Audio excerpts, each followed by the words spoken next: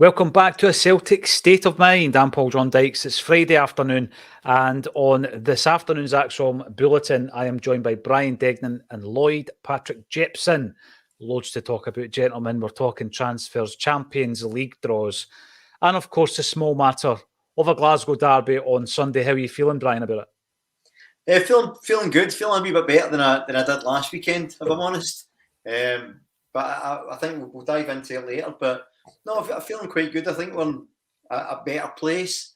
The Champions League draw reminded us of last season's achievements and how exciting that is. So all good on a Friday. Any fun sponges on a Friday?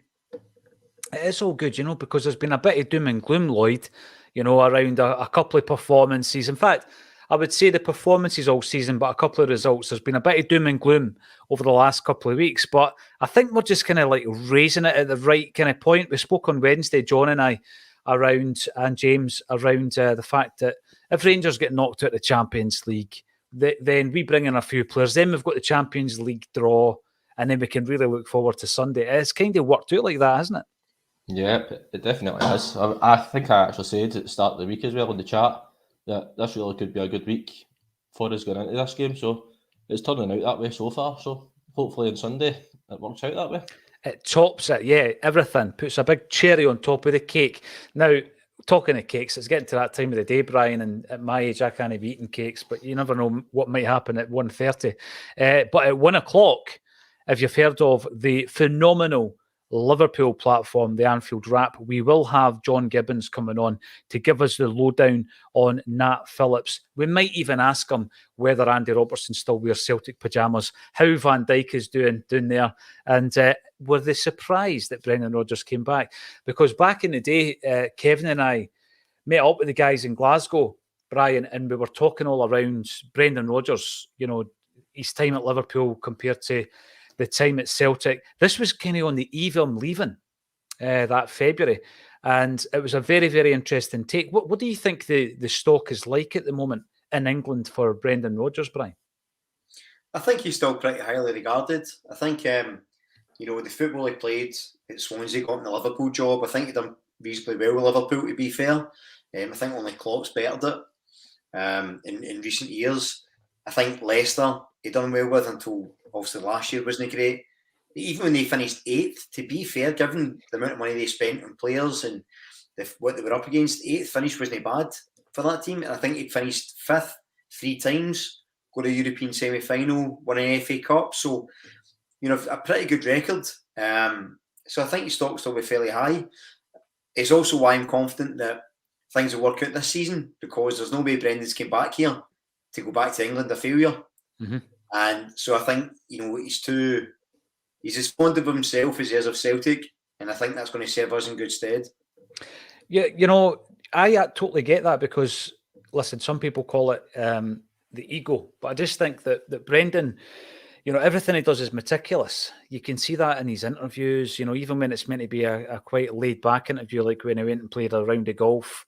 Everything is meticulous. Every word that he chooses is very, thoroughly thought out.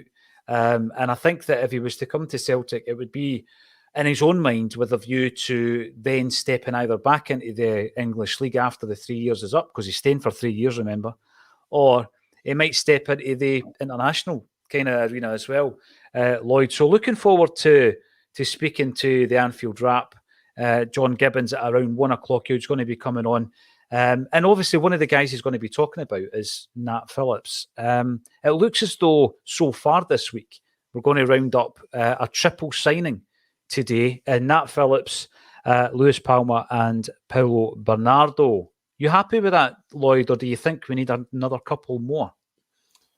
I'm happy with it at the moment, but I would still like that left-back position covered, because I think that is where we're seriously lacking at the minute as well. So if that kind of comes in today, then I think that puts a better positive spin on things from what it has been. Obviously, we were all saying all summer a goalkeeper.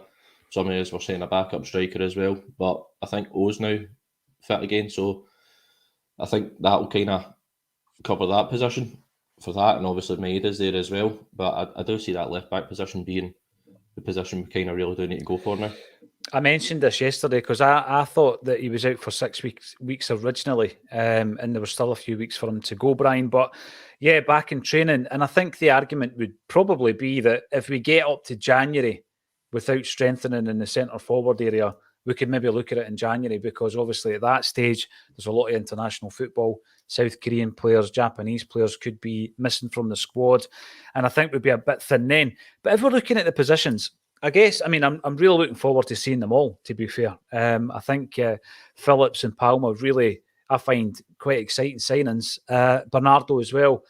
But I think my frustration, and it might be the frustration of others, is with Paulo Bernardo. You're looking at him, you're thinking some real quality coming in from Benfica, different position, but you know there's going to be similarities talking about the deal that we had with Jota and things like that, Brian. But we have gone into the transfer market already and bought into midfielders and, Home and Kwon. And I think sometimes that's the frustration. Why are we leaving it so late, 2 days or 48 hours or 24 hours before the transfer window shuts, and then we bring in a loan? When we've actually done a bit of business in that area of the park, and it's been two younger players who haven't really featured that much. I know that Home started a game. Kwon's not been seen. He's been seen as much as Iwata. So I think that's maybe the frustration, although I'll still be excited when he comes in. You almost think to yourself, why didn't we just get the main player in the door first and foremost? Yeah, it doesn't seem to make a lot of sense. I suppose the caveat may be, with Phillips, it may be in the case of looking for a permanent transfer for, I think it's valued at 20 million or something like that. They couldn't get it, so we've come with a loan deal at the end. Same with Bernardo. I'd imagine that's probably a similar idea. And it may be in the case that, injuries have prompted this. So, we've got to go Lagerbeekel, or Big Shandy, as Laura calls him. Big Rocky as well.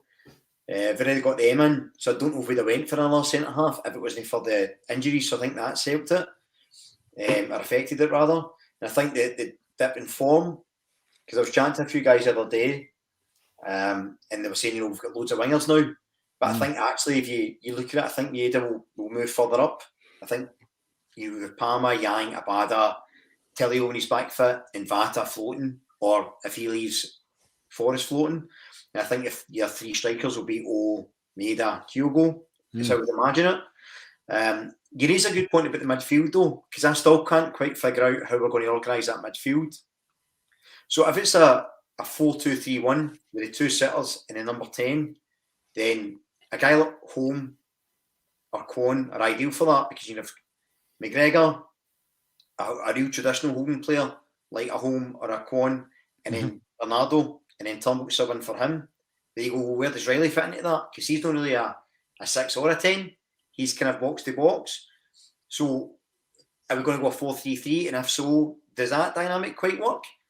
And if we're doing a 4-3-3, then it means you've got McGregor, McCarthy, Iwata, and Kwon all for that one number 6 position. So there's still quite a lot of things I don't quite see how it's going to work out. I'm sure it will. I mean, Brendan's no stupid, as we've alluded to, but it'd be interesting to see what the real shape is, because thus far, I don't actually know what it is. Sometimes it looks like a 4-3-3, sometimes a 4-2-5-1, 4-2-3-1, and it's quite unusual. So I think in the fullness of time, we'll get a better idea of how that looks. I think I share your concerns in relation to that, because what we've got is a situation, Lloyd, where Callum McGregor's not started the season off brilliantly. We've been looking for all the reasons for that.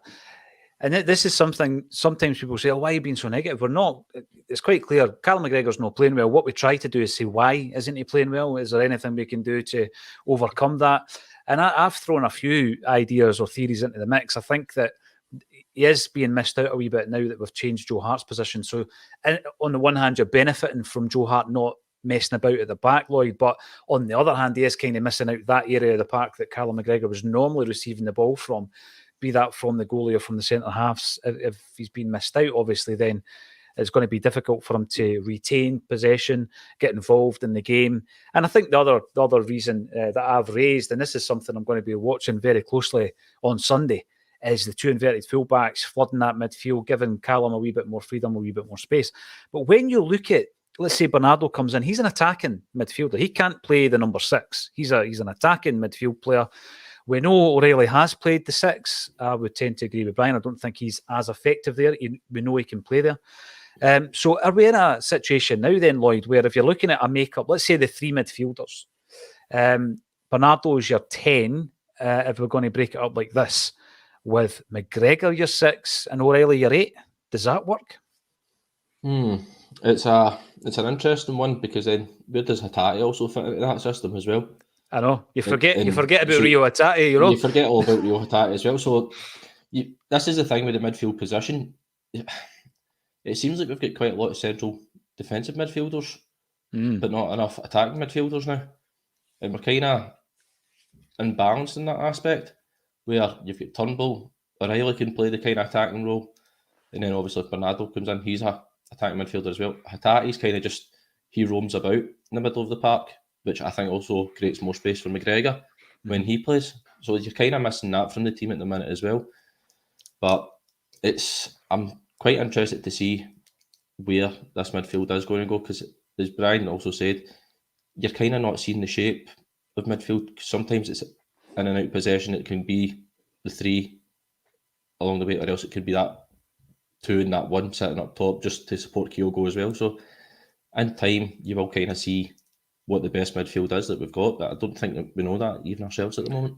I don't think we do. That's part of the problem, isn't it? And hopefully we'll start seeing that shape developing in the weeks to come. In fact, let's be honest, it needs to develop by Sunday, because that's going to be a battle that we're going to have to win. So when we look at that, if and when Bernardo comes in, and give us a shout during the show. Obviously, it might happen when we're on live. There's over 1,000 of you watching live. Brilliant to have you joining us. If Bernardo joins, he's going to be the 9th signing in the pre-season, 10 if you include Iwata in that as well. So the 9th or 10th signing. I mean, how many more, Brian? Because it sometimes gets to the point where you bring in so many players. I'm not going to say it unsettles the side, but it takes a long time for 10 players or 11 or 12 players to bed in. And you would expect let's say we do bring in another couple, of those 11 or 12 players, you would expect a few of them not really to feature or not to settle in. So, I mean, how many more can we bring in? I see there's some reports of a left back, Ryan Bertrand. I'm not sure how much truth there are in these rumours. 34-year-old, last played with Leicester. Obviously, there's that link to Brendan Rodgers. Do you think we're bringing another left back, Brian? I mean, it looks as though the goalkeeper's been Kai Bosch for now. Yeah, I don't think we're bringing a keeper. It looks like the keeper situation's staying as is. I do think we'll bring in a full-back, because I think at right-back we probably need cover as well. So it'd be good if we get someone that could maybe play both flanks. I think that'd be ideal just in case, because, Ralston hasn't covered himself in glory so far this season. So I think he's a serviceable player, especially for the SPFL. But if Johnson gets injured, you've only got one right-back. Or if Taylor gets injured, you've only got Bernabei. I think that's a concern. So I do think we'll bring that in. And yeah, we have brought in a lot of players in, but we've also lost a lot of players. Now, they might be fringe players, but they are leaving. And I think, as I said at the start, I think injuries has sort of exacerbated the situation, exacerbated, sorry, it was the wrong word. I think that's forced the issue with some of the transfers that we may not have bothered with. Also, I think the form, it hasn't been great. I think, we mentioned Hatate, with him being injured and being a key player in that midfield, you had to replace him, whereas we probably wouldn't have if he was fully fit. Maybe if Maeda or Abada started the season absolutely fine, we might not went for Palmer to play Shota. So there's all these things we're not sure about. Maybe that's why it's took a bit of time. And again, look, we signed a lot of players when Postecoglou came in because we had to, and that worked quite well. And I know a lot of people are kind of underwhelmed by the transfers, but I would always go back and ask people, well, how much did you know about Jota, O'Reilly, Hugo, Hatate, Carter Vickers before these guys came in and absolutely smashed it? So I would urge a bit of patience, although I'll be the first one complaining if it starts to go wrong in another few weeks. I think the transfer window, just the way that it's developed, Brian, whereby the players who you can see going into the first team, maybe not immediately, but they're bought for that purpose, have come in late, and the ones who are more for the future, developing them, they're in that age bracket, they're in that price bracket, they came in first. So I think it's kind of been back to front. If it had gone the other way, would it made any difference? Would we still be sitting here demanding transfers on the last day? Possibly. I'm not sure if you can please everybody. I wrote a list, actually, talking about those leaving. I wrote a list of 10 players who I thought could leave in the pre-season. I'm going to refresh that list, seeing how we're on this time of the transfer window. Scott Bain looks as though he's staying, but I would have flogged him. I'd have moved him on. Liam Scales, I still would, actually, but I think, obviously, with regards to injuries, we'll probably hold on to him until January. Osaze Urigide, he's off ski, isn't he? So he's gone. Stephen Welsh, the 23-year-old, I said, had previously had interest from Hellas Verona, Udinese and Toulouse, and he should move on to avoid further stagnation. Well, he was given a 4-year deal. Ismail Osoro has been involved in a couple of negotiations with clubs, but as far as I know, that's not been confirmed yet, has it, Lloyd? There was No, I've not seen anything confirmed. Couple of clubs, one in Israel and I think there was one in France who were in for him. But yeah, I would move Sorrow on. James McCarthy's got to move on. Liam Shaw's away out on loan. I've got Turnbull in here as well. Still on the fence with that. Mikey Johnston, he's not going to get a move while he's injured, although he's back in training, I think. And I'll be in a Yeti. And it looks as though we're going to be losing £4.5 million plus wages on that deal. And he's off ski to Turkey. What's the audience got to say then? Michael the Boy comes in. Good afternoon, guys. It is a good afternoon. We seem a lot more positive today. I like it. And Davy Boy Macaulay, hail, hail. We've also got Michael coming back and definitely got a chance in our group. We're going to be speaking about the Champions League group in a wee second or two. Definitely, if the new signings work out well, we could have a great season. It's interesting how these things just sway from side to side. The pendulum swinging from side to side, positive, negative. It all comes down to one result at times. Michael the Boy, again, you're busy. Paulo Bernardo does as well as Jota. That will do for me. And then we've got Barry O'Sullivan. He brings in something that I just know Lloyd will be what to talk about. Ordered the new Celtic 120-year jersey. Had to wait 45 minutes at 8:30 this morning, as there were 9,000 people ahead of me. Wow. Looks like a beautiful jersey. That's 9,000 people, despite all the fakes that have been kicking about as well, all the fugazis that have been kicking about online. Yet, very, very busy. I was looking at the WhatsApp group, the fugazi. I was looking at the WhatsApp group, Brian. I knew that would appeal to you. And everybody's telling me, oh, they're in a queue. I actually visualised them in the Celtic Superstore, in a queue, with one of the wee tokens you used to get at the butchers, you know, where it told you were next in line. And then it occurred to me, everybody's sitting on their iPads. I really need to get down with the kids. But it does lead us on to the jersey. We'll take a sidestep to the jersey, and then we'll come back to the Champions League, by which time John Gibbons of the Anfield Wrap can come in and fill us in on some of the Liverpool connections that we currently have, both down at Liverpool and up here at Celtic. So I know you're a big fan of the merchandise. Lloyd, you're sitting there with another top. I don't know if you ban your missus for watching Acsom so that she can't see that you bought all 14 ranges that have been released this pre-season. But yeah, the 120 years of the hoops, phenomenal. I want the Celtic strip to look like that every season, personally. I know it's not going to happen, but it is beautiful. I'm going to ask you the question, were you in that queue? I was in that queue. It's just perfect. As the caption quite rightly, the club said, it is the perfect hoops. It's the way it should always be, rather than that home shirt we got this season. And the one thing that stands out is the white star on the green hoop, and I think that's deliberate as well. That will lead us into the Champions League chat. I've said on here before, I've started buying the goalie tops for the wee fella, Brian, because they're long sleeve, and they're not as, much seen as the first, the second, the third, and now the fourth. This is the second season we've released 4 jerseys.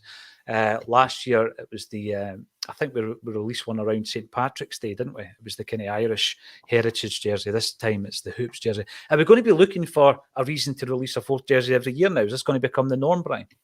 Looks like it, doesn't it? I think it's possibly an Adidas decision as much as a club decision, because I think, and maybe I'm wrong in saying this, I'm sure I'll get corrected if I am, but I think we're one of the biggest selling jerseys for Adidas, including training gear, globally. So it's a massive, massive branding opportunity for them. And look, we all complain about the price of jerseys, we all complain about the number of kits, but there's a good chance I'm going to buy this 4th one, because it is a belter. I mean, it's an absolute blinder, there's no denying it. And actually last season's 4th kit was also the best last season, I think. That was an absolute cracker as well. Look, I think the price of kits is terrible for families. I think, someone went buy their kids, the full jerseys for going to games and stuff. It's an insane amount of money in the current climate. But again, I'll be a hypocrite and say I'll probably buy this one because it is particularly good. But I'm not going to hammer the club too much because I think it's probably Adidas as much as anyone. Sort of saying, well, look, let's milk this. Because remember, as well as the 4 kits last season, they also had the sort of icon That's right. 90s Adidas kits as well in tracksuits and stuff. And I know a few guys for the Swindon Shamrocks had them on, and they're really good as well. So I'm not going to hammer the club too much, but it is an absolutely beautiful kit, really good. The thing is, I'm sitting here, right, on my high horse and everything, Brian, but see the minute they release the kit that looks like the Netherlands 1988 kit or the West Germany one, I'll just buy it. So I'll be a complete hypocrite. But it does lead us on because even the older jerseys are holding their value, or going up in value, replica kits.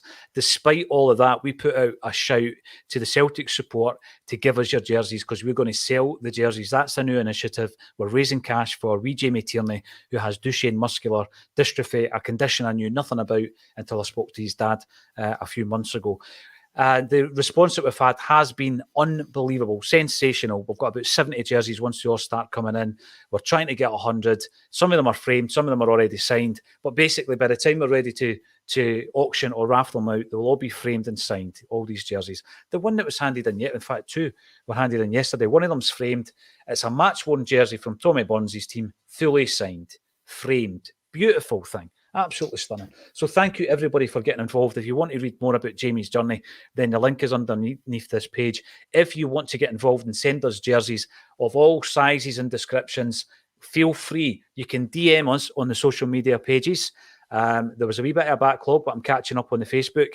Or you can email me at pauljohndykes@gmail.com. If I haven't got back to you, I definitely will. So just a wee backlog from time to time. But that's a good thing because that shows that there's been a lot of response. So thank you all for getting involved in that. In about 10 minutes' time, we'll be talking to John Gibbons from the Anfield Wrap. He'll be filling us in about Nat Phillips, and we'll be talking to him about our old friends, Van Dijk and all the guys down at Liverpool as well. Talking of old friends, the Champions League draw was made yesterday, and James threw a bit of a spanner because I thought this was a great idea. He wanted to get Porto and Feyenoord so that we could avenge our European final defeats.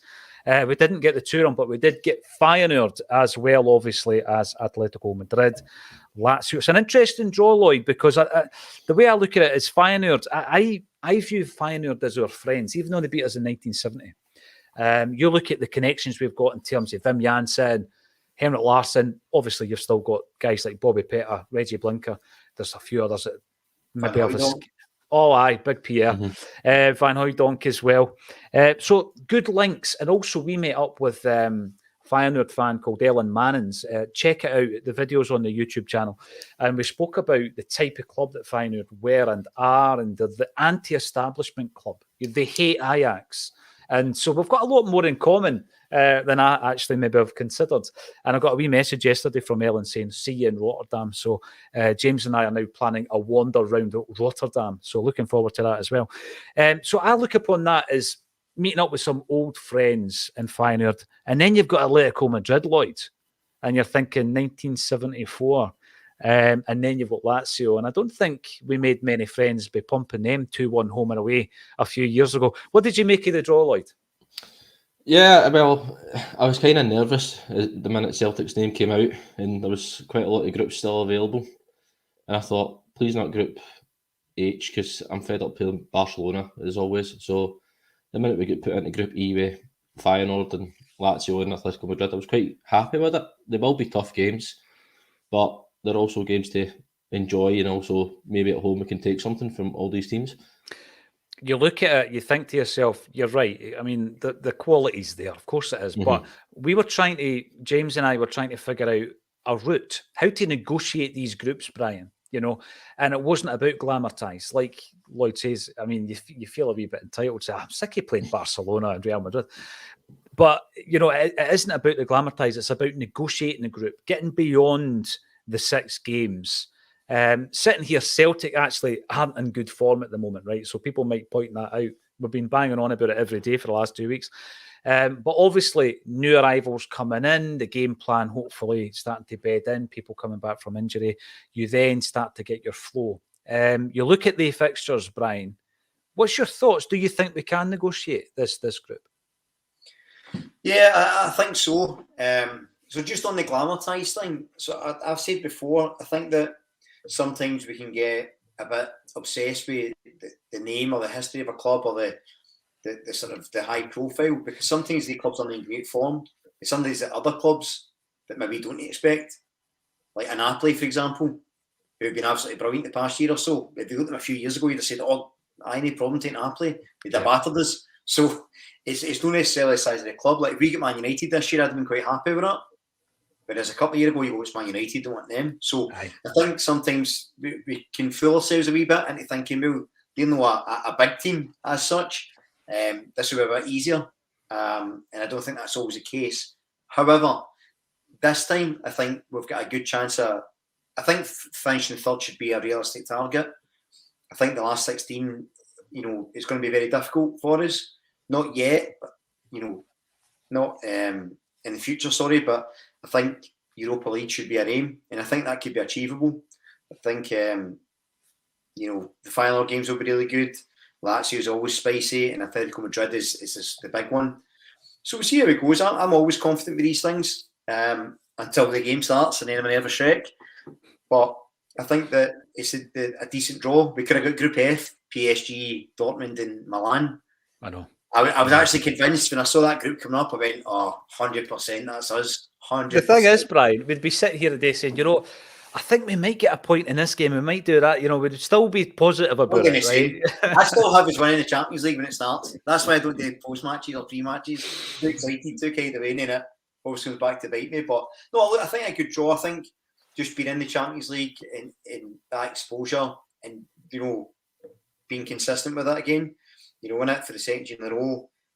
And if we can do something, get a few points on the board in the Europa League, get a knockout tie one, I think that'd be an excellent European season for us this season, if we're being realistic about it. Mm-hmm. I think the last 16 would be the dream.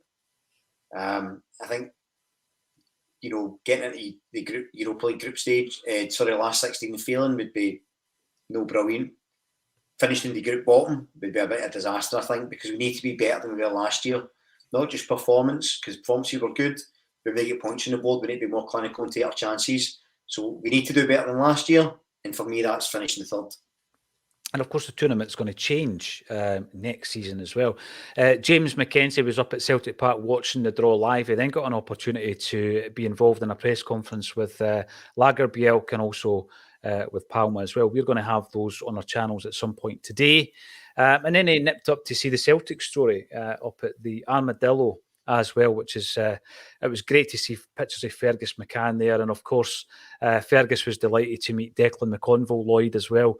And the Celtic story is running for quite a few weeks, actually. And we're going to be giving away, as of next week, we're going to start giving away to competition winners a pair of tickets, probably on a daily basis, to go up to the show as well. And we'll be covering that in a wee bit more detail. You were talking earlier about Atletico Madrid, 1974. I always remember, Davy Hay. I spoke to Davy Hay because he was one of the guys that was involved in the fracas up the tunnel at Celtic Park, where they had 3 guys sent off. We then go over to play them away with a 0-0 draw. Bear in mind, this was a European Cup semi-final. 1974, there were death threats to Jimmy Johnston and Jock Stein. And I remember a funny story. Bobby Lennox, actually, who turned 80 the other day, told me the story that they were in the room. Bobby and Jimmy used to room together. So they're over in the away leg and they're in the room. And Jimmy's had a death threat.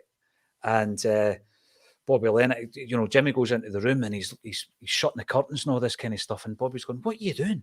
And he's saying, "There's maybe a sniper out there. There's maybe a sniper out there going to take me out before the second leg."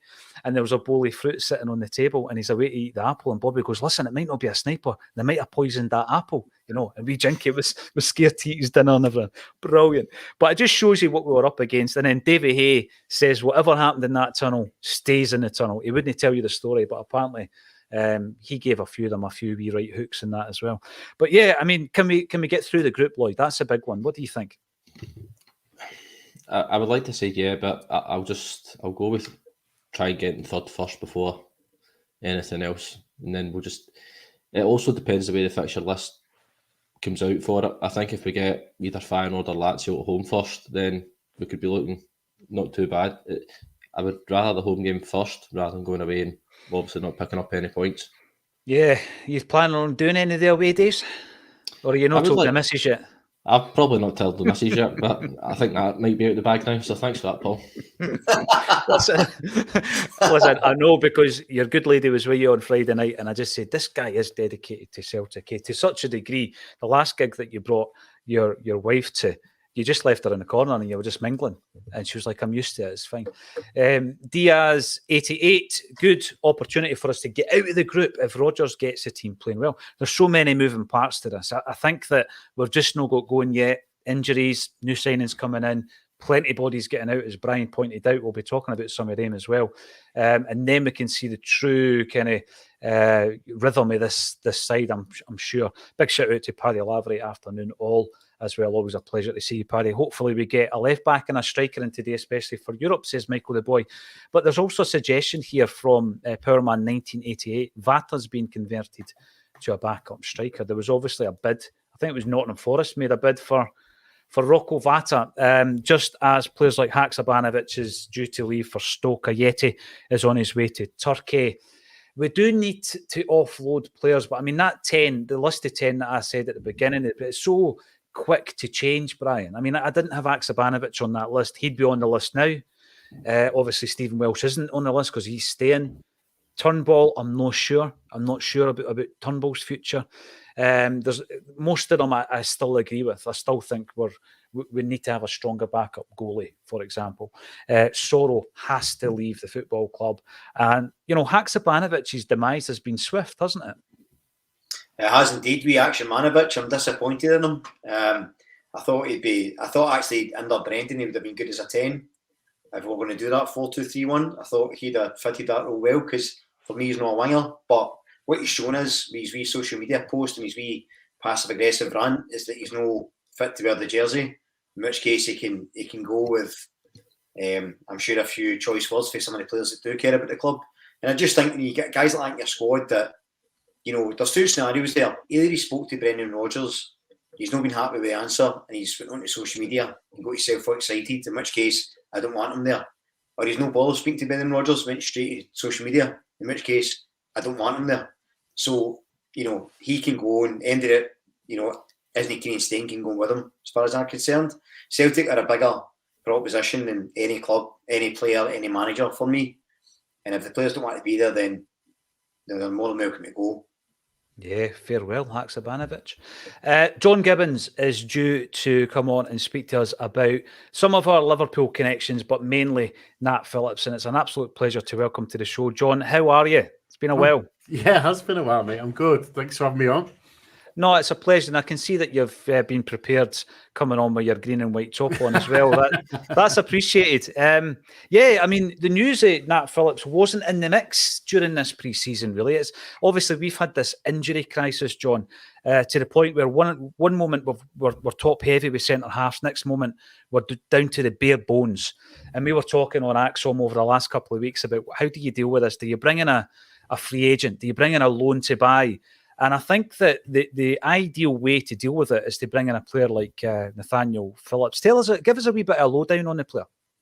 Yeah, he's had a really interesting career because he came to Liverpool, a little bit under the radar. He was at Bolton and Bolton got rid of their academy, were in real financial trouble. And he was actually going to go over to America on a scholarship and go to university there. This is, a few years ago now. And then Liverpool jumped in and he was like, well, sod university, I'm going to go there, and as you would. And so he sort of came in there and the feeling was, because he'd come from Bolton and the circumstances, that he was just a little bit there to make up the numbers and to help put teams out.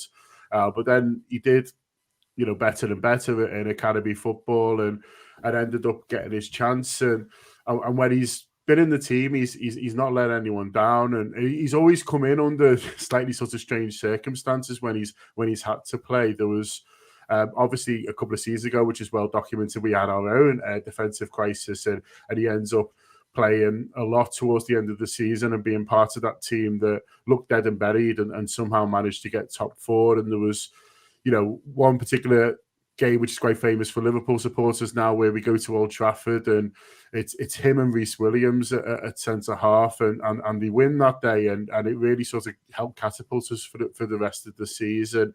But there's another one a year or so before where we'd actually loaned him out to Germany. He got out to Frankfurt, I think it was, or Stuttgart. He got out on loan and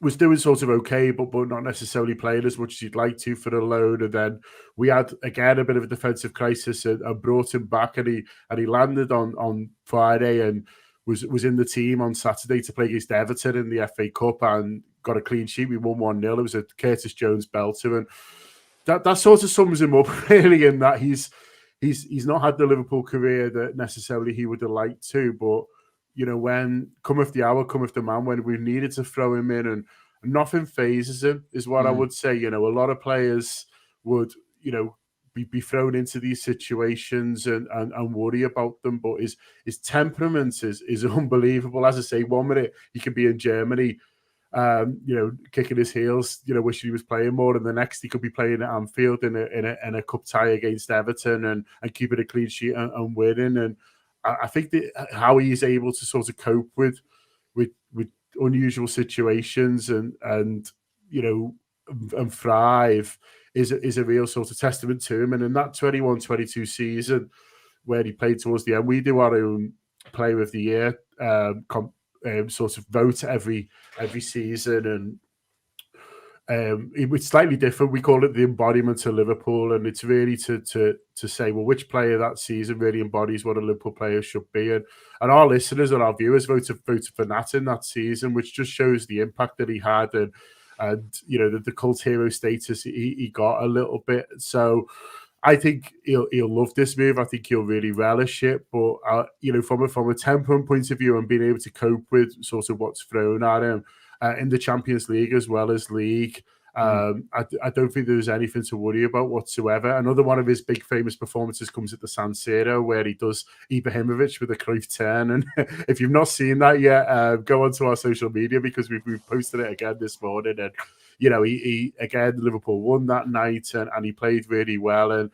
so I think it's a great move for him. I'm delighted for him. Obviously, I'm fond of your club, and so it's a nice one, for a lot of us Liverpool supporters who feel the same. But I don't think he'll let anyone down. I don't think he'll let you down. And I think if you are in a bit of a sort of crisis, that's where he seems to thrive. To be honest with you, because that's where he keeps getting thrown in at Liverpool. I love hearing that, guys, because we are in a crisis, and we've got the small matter of a game against Rangers on Sunday, Brian. Brian, does that concern you, throwing a new defender into the mix for a game like that? No, I don't think so. As we've just heard there, his attitude's clearly top drawer, and you would expect that. I mean, to be fair, if he's played in the EPL, he's played in the Bundesliga, you're playing against top-class players, all the time. And he's able to go in there and perform well even when he's not been playing. So that's great to hear. John, just one of the things that has been levelled at Celtic, especially last year, and something that I think people wanted to address, was the lack of physicality in the team. Now, Brendan Rodgers has sort of bought players sort of 5'10" and above, and that looks like a big unit. What's he like as a player? Is he that sort of physical centre-back that likes a challenge, that likes to win balls in the air, or is he more sort of a bit more sort of cultured with the ball and the sort of more modern centre-back? Because I think we're all crying out for that old school sort of smashing centre-back. So where does he fit into that?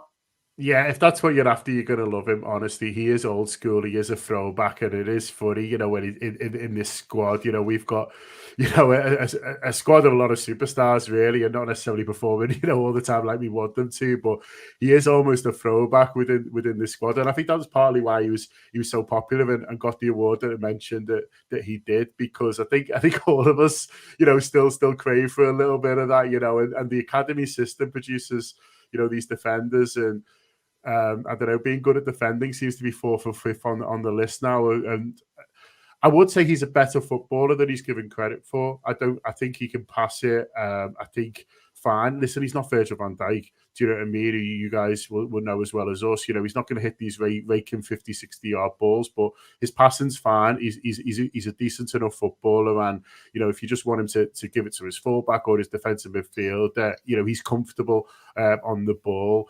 His issue's probably a little bit more around pace, and you'll find like you maybe feel a little bit more comfortable defending a little bit deeper than what Celtic, you know, would probably, I would imagine, want to. I think that was always the feeling with, you know, Liverpool, maybe why he wouldn't make it at the very highest level was a pace thing. But in terms of defenders who win the battles, you know, there was, you know, aerially especially, he'll just win absolutely everything, and his positioning and you know, his strength is a real asset. And so in the air, he's almost like a magnet for the ball as well. He just always saw to be in there. When we were in the team and we were looking at his stats, you know, he was winning twice as many headers as even people like Virgil and Canate and people like that who were you know, who were big guys as well. And so he just loves defending, and that's really refreshing, isn't it, for have a centre half on there, and he just loves his battles. And I remember there was,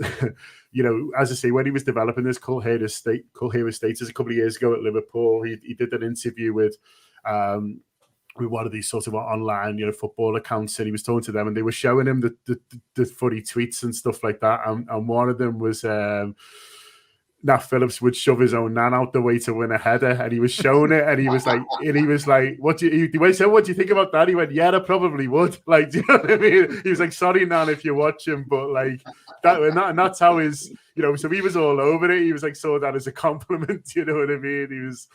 He's that kind of guy, and so, you know, throw him in is what I'd say. Enjoy him, enjoy his sort of style. You know, you're not getting Beckenbauer, you know, but you are getting someone who's fully committed, who loves to defend, loves to win, and as I say, copes really well with unusual situations. You know, from everything that John said, Lloyd, I mean, it can't happen right now. We're a couple of months to go before we bring in Carter Vickers, but I'm thinking of that partnership, even though we've brought in Lagerbielke and Novroski already this pre-season. I'm visualising Phillips and Carter Vickers, because I think that's what we've been crying out for. Starfelt was particularly good at that, wasn't he, Lloyd? You know, winning the headers, winning the tackles. And I think that if Phillips brings that to this side, we could have a right good partnership over the next few months. Yeah, we definitely could do. I think the way it's looking now, obviously, once everyone's back fit, I think Phillips and Carter Vickers will be maybe the main centre-half pairing the way this season will be going. But obviously, John just mentions he's not blessed with pace, where obviously Starfelt did have a bit more pace, so would maybe that change Carter Vickers' game up a little bit? Who knows? But on Phillips, obviously the deal's been reviewed in January as well, I believe. So yeah. What kind of would the chances be maybe of Celtic extending that loan maybe to beyond the summer, or maybe getting an obligation to buy in that deal as well? Yeah, I think for me, from Liverpool's point of view, I think that January thing will be in because I think they do want to sell him ultimately. I think he's someone who's probably reached the end of his you know, Liverpool career, and I think, you know, he's had a couple of loans out and things like that, and I think, you know, ideally they'd have sold him this summer, but the offer hasn't necessarily come in of something that they'd want to accept. And so, from Liverpool's point of view, I would imagine that January thing is in there with the idea of, look, if he goes well and you like him, we'd quite like to sort of cash in now, really, and move on. You know, you don't want endless loans for a player, and the player doesn't either, because he deserves to find his next home, and what a home Celtic Park will be, what a place to play football, and how fortunate he'd be if this can happen. And so, I think from a Liverpool's point of view, it's probably as much that, and obviously for Celtic, it's good for them as well, because they can have a proper look at the player and decide, you know, if he's right for you guys moving forward. But I would imagine that Liverpool will have that January thing with the eye on, well, that's when the transfer window opens, and ideally for us, we'd make a few quid from him and all move on. Yeah, I think the last time we spoke, John, you were up in Glasgow. We went up to Celtic Park, and you were making a documentary, I think, on Virgil van Dijk for the Anfield Wrap. So we had a chat. Kevin Graham and I had a chat with yourself and a couple of your colleagues about King Kenny, Virgil van Dijk. We're talking about links between Liverpool and Celtic. And obviously, everybody loves Van Dijk up here. You know, he's not one of these guys that left with, you know, a bad taste in him. If we knew almost immediately we were going to lose this player. Someone was going to come in and it was going to be a big money move and all this kind of stuff. And just on Friday night, Lloyd and I had the opportunity to talk to an ex-Celtic player in Charlie Mulgrew. And one of the questions was, Big Virgil, when did you realise he was a bit special? He says, day one of pre-season. And he used to do this thing, John, apparently, where he would have the ball but start laughing at somebody trying to take the ball off them. So he would actually find it so easy, he would be laughing at his teammate trying to take the ball off him. How's the big fella doing down there? Yeah, well, obviously he got sent off the other day, which was a sort of a slightly unusual one, wasn't it? I mean, he didn't agree with it. You can sort of see that, on the pitch, and so he'll be a big loss for us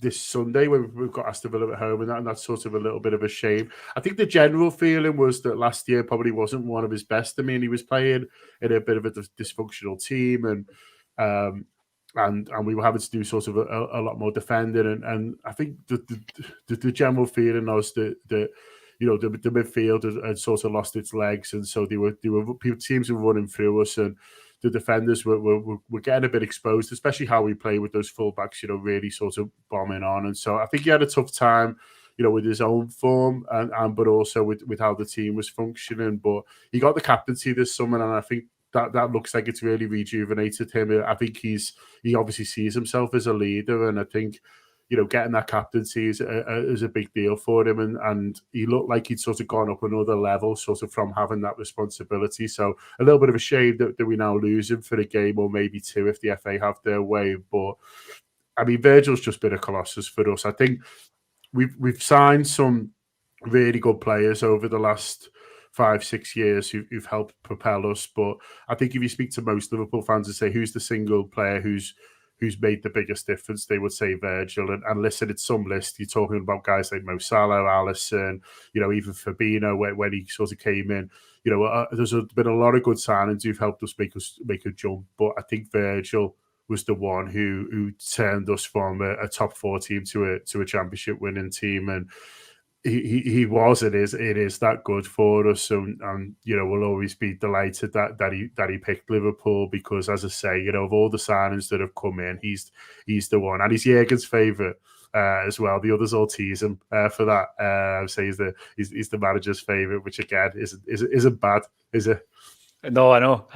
And I noticed that there was a social media post from Andy Robertson as well, wishing Nat Phillips all the best. We all know, obviously, that the story of Robertson, being a young kid at Celtic, being allowed to leave, going and making his name at Queen's Park, Dundee United, and then he comes to Liverpool. It's a great story, John. I mean, up here, he's kind of like held aloft as a shining example of any young kid coming through who maybe takes a knock. This is what you can achieve. You can win a Champions League. Look at Andy Robertson. But we do know, or we get this sense, that at some point, maybe when he's 34, he's going to come up to Celtic Park and play for us as well.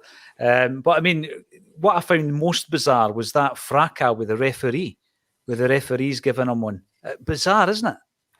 It is strange. And what's annoying about the whole thing is that Liverpool seemed to give them a bit of a walkover on it and could have made a big example of it, really, but decided to be the bigger men, if you like, or to be sort of sound off it and not make a big deal out of it, really. And I think that was seen at the time as us trying to not necessarily curry favour, but be like, well, remember when we did that, we could have done a thing, and the idea of it being around, I guess, positive relations. It doesn't seem to have done us any good, to be honest with you, because, as I say, at the moment, Virgil's looking to try and extend his ban because of something he said to the referee. And so I think, he's one that assistant ref who seems to have a bit of an issue with Liverpool. And we've all got them as fans, haven't we? Refs who you think are good and refs you think are don't. And then there's always one or two where you're like, he seems to have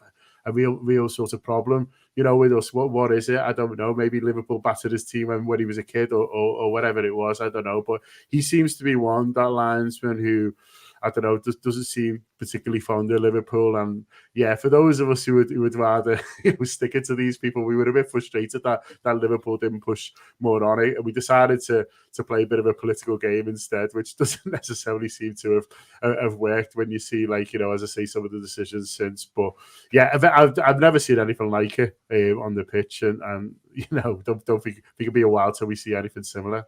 It's bizarre. I know We feel your pain. We feel your pain. We get referees that don't want it to do with us. So Yeah, I understand your pain. I don't know, John, have you seen, we're going to be discussing in a few minutes the Alan Stubbs comments yesterday. I don't know if you've seen them, but check them out, seek them out, about a game where he's playing for Celtic against Rangers and there's a referee incident. Very interesting indeed. But there is one final figure I want to talk to you about, and I did speak to you when we met up at the, remember the six-a-side tournament up in Glasgow? That's right. Thankfully, John and I weren't playing, guys. We were actually just talking to people and filming. And it was just kind of like on the eve of Rodgers leaving Celtic, and we were talking about the transfer, the recruitment record that he had at Liverpool compared to how it's gone up here. Were you surprised that he returned to Celtic?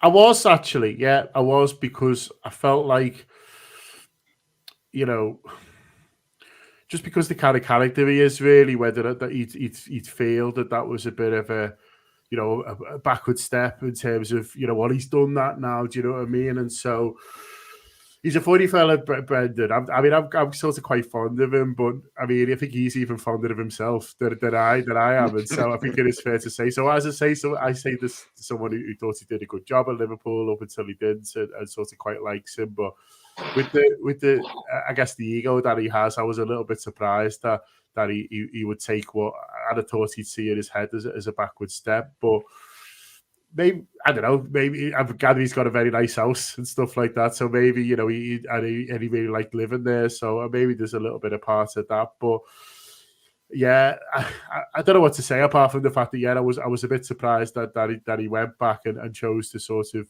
to do it again, because it sort of feels a little bit like, well, what else can you sort of prove? Because you'll have to go some to do as well as he did last time, because it was obviously incredible, successful period, even in your recent history, which has largely been league titles. And so, yeah, a little bit, but hey, see how it goes. Oh, definitely. Listen, John, it's always an absolute pleasure to chat to you. The Anfield Wrap, massive inspiration to what we do at a Celtic State of Mind. Anybody in there who might have a Liverpool State of Mind, check the guys out on the socials and on the YouTube channel. Some of the work you do is phenomenal. Good luck for the rest of the season. It's always a pleasure to talk to you, John. Thank you for your time. Cheers, boys. Enjoy. Take care, pal. Thank you. Cheers, John. An absolute pleasure. It's great to get that insight into one of our new signings as well, lads. But it does lead us on to the Alan Stubbs chat. Brian, I just posted it out. Is anybody surprised? Because, listen, we get called the paranoid and we get called all these things. And I've mentioned before around a book that I would recommend to every single Celtic fan to read. It's called Celtic Paranoia, Is It All in the Mind? It's by Tom Campbell, who for me is and always will be the best Celtic author. In terms of not the research, it's the style of writing, Brian. He's just a brilliant writer. He's phenomenal. And he goes through all the different things that we know of, and he looks at all the different incidents that we know of, and he tries to weigh it up. And I then get sent for Stevie Mullen, who is well known on a Celtic State of Mind, last night saying, Paul, have you seen this? This video footage of Stubbsy in a random scenario where he's not even talking about Celtic, and he drops in this example, Brian, of playing in a game against Rangers where we've had a certain penalty denied, and a lot of people are thinking it's maybe the Mahe against Kanchelskis incident, which was a stonewall penalty kick. And the referee, when running alongside Stubbs, says, you will never get a penalty whilst I'm refereeing a game of football. Were you surprised? What do you make of it, Brian? I'm not surprised, to be honest. It's something that I think we've all sort of known, particularly historically. There was always that. I mean, one that always sticks in my mind is Hugh Dallas, when he was caught sending all the emails with jokes about the Pope and jokes about Catholics running about, and it was brushed over by the BBC, as they want to do. My only complaint about the clip is why Stubbs waited 20 odd years to say it. Name and shame the ref. Let's hear other stories about this. There's clearly more examples of it. So no offence against the big man. I'm glad he came out with it, but he could have done it a lot sooner. I think these things need to be called out when they happen, even if it's a few years later. But 20 odd years ago, is that, you know, he's telling us stuff we already know, but it'd be more impactful if we'd done it at the time. Because what they're going to do now, apologise for it, doesn't matter. It's long gone. We should be hearing this stuff regularly and talking about it regularly. And when it comes up, Jungle Line's correct, name the ref, name and shame them, talk about it, explain why. Let's see if there's other players who was in charge at the time.